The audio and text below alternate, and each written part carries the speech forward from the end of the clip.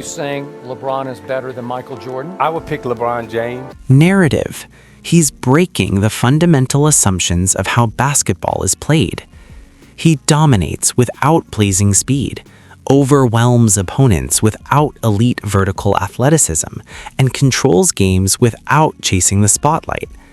That disrupts expectations, because greatness is usually associated with explosive, flashy performances. Jokic, however, appears calm, methodical, and almost casual. Despite that understated style, his impact is undeniable. The scoreboard reflects it, advanced metrics confirm it, and his playoff performances reinforce it. His resume is already strong enough to place him in the top 10 all-time conversation, which alone signals something historic.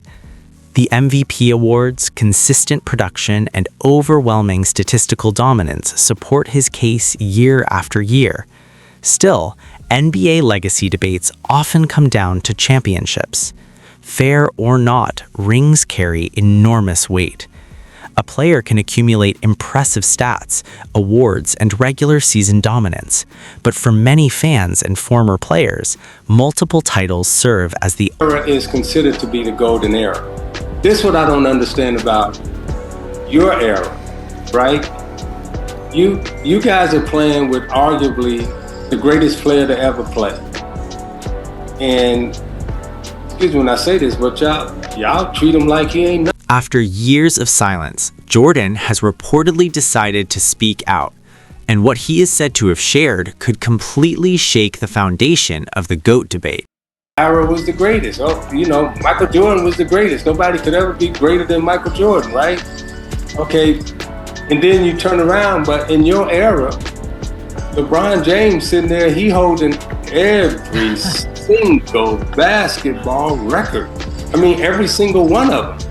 And you're looking at a Kevin Durant and you're looking at a Steph Curry, but then when y'all say who the greatest, y'all talk about the guy that gave you some shoes and, By the time Isiah finished speaking, he had delivered a statement so explosive that it sent shockwaves through the basketball world.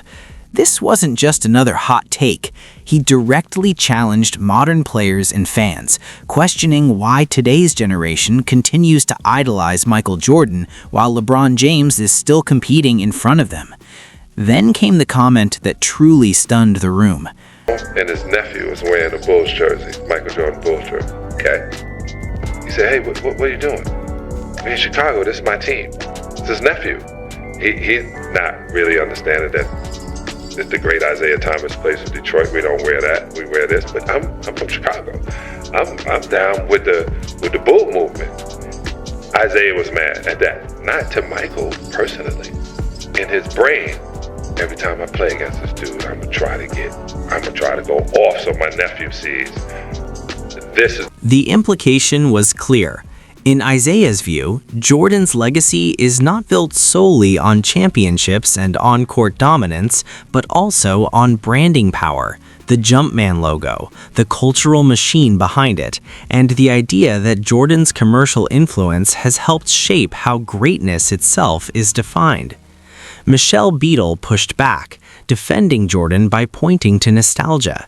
She argued that Jordan is the reason so many people fell in love with basketball in the first place. There's no way you can convince me he wasn't an asshole. National television, and you called me an asshole. And then you said you hated me. You said that on national television. Now, if you didn't mean it, get on national television and apologize for it. The implication was clear. In Isiah's view, Jordan's legacy is not built solely on championships and on-court dominance, but also on branding power, the Jumpman logo, the cultural machine behind it, and the idea that Jordan's commercial influence has helped shape how greatness itself is defined. Michelle Beadle pushed back, defending Jordan by pointing to nostalgia. She argued that Jordan is the reason so many people fell in love with basketball in the first place. But Isiah didn't waver. He has been consistent with this stance for more than a decade. As far back as... Or if you put Dennis on him, who's going to put... Dennis had to play too. Remember, we had to go through our AD transition. He described LeBron as bigger, faster, and stronger. By 2018, he went even further on Get Up, plainly stating that LeBron James was a better overall basketball player than Michael Jordan.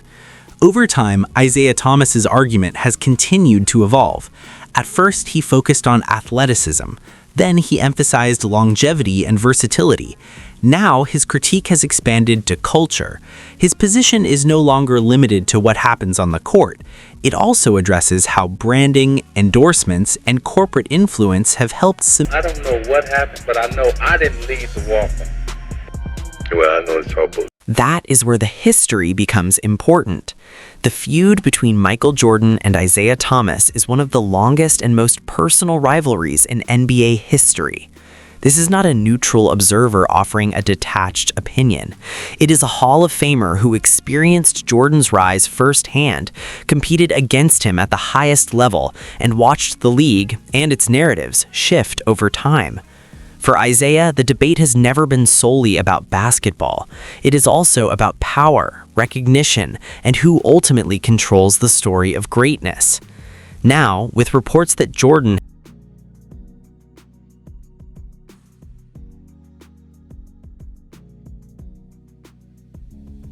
Right. Yeah. in the division. Yeah. Exactly. Yeah. Okay, so I know all y'all watching want to say, "Oh, Jordan he was great in the '90s. Yeah. He dominated in the '90s. Yeah. But in the '80s, he was out." It all began in 1985. And here's the twist most fans don't realize.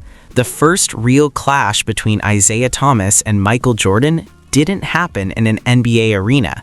It started at the 1984 Olympic trials. At the time, Team USA still sent college players to compete in the Olympics, and Jordan was the rising star out of North Carolina, quickly gaining national attention. That environment created the first spark in what would eventually become one of the most intense rivalries in basketball history. This dude felt the way he felt until the last day. To prepare the Olympic team, USA Basketball scheduled a series of exhibition games against NBA All-Stars. The idea was simple: give the college players a tough wake-up call before the real tournament began. On paper, it looked like a mismatch. The NBA squad featured established stars such as Isiah Thomas, Larry Bird, Magic Johnson, and other seasoned veterans.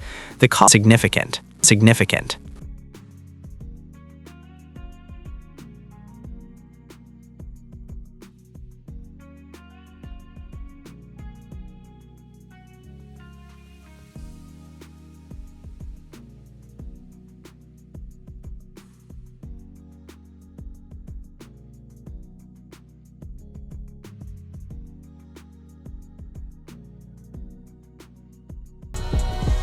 And you called me an asshole.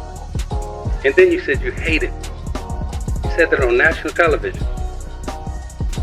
Now, if you didn't mean it, get on national television Say that. and apologize for it. Now, if you meant it, let it ride as it is. Still, nobody gave the college team a real chance. Yes, the NBA players rotated from game to game, and yes, they weren't in peak condition coming off the season. But pros versus college kids? It seemed like an easy win for the veterans. Then the games began, and everything flipped. Jordan and the college squad dominated the NBA All-Stars, going a shocking 8-0. Isiah Thomas played in 3 of those games, averaging 13 points, while Jordan averaged 17, displaying an explosiveness that made seasoned professionals stop mid-play and stare. He was faster, more aggressive, unapologetic, already signaling the arrival of a generational talent.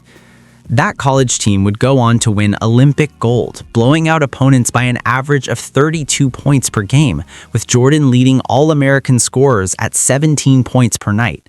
The warning signs were unmistakable. This was a player capable of changing the game. His family, not only did they socialize, hang out, but as I said,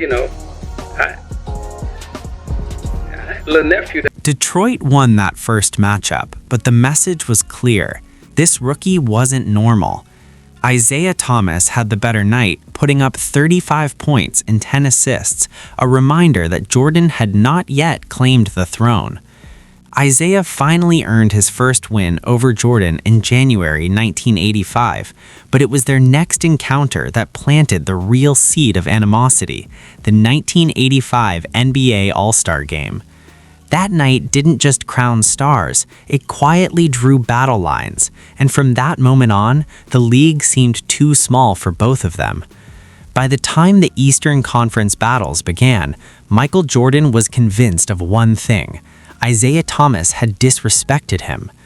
In Jordan's mind, it all started at that All-Star game, where he was bad for basketball, and then called us undeserving champions.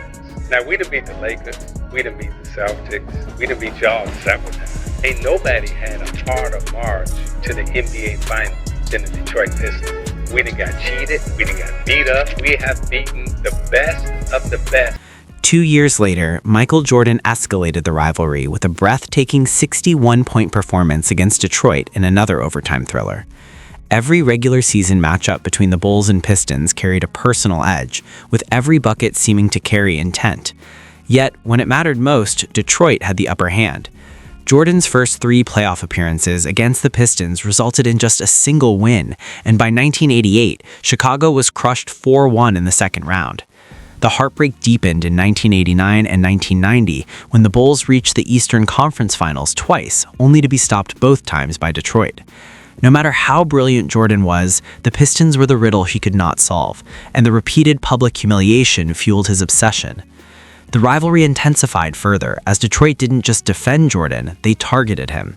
The Pistons unleashed the infamous Jordan rules, a brutal defensive system of hard fouls, constant contact, and psychological warfare designed to wear him down and disrupt his rhythm.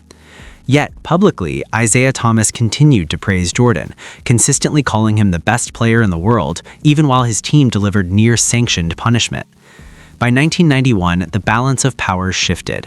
Detroit was worn down after 3 straight finals appearances, while Chicago, led by Jordan, Scottie Pippen, and Horace Grant, was reaching its athletic peak, faster, stronger, and more cohesive than ever. In the subsequent Eastern Conference Finals,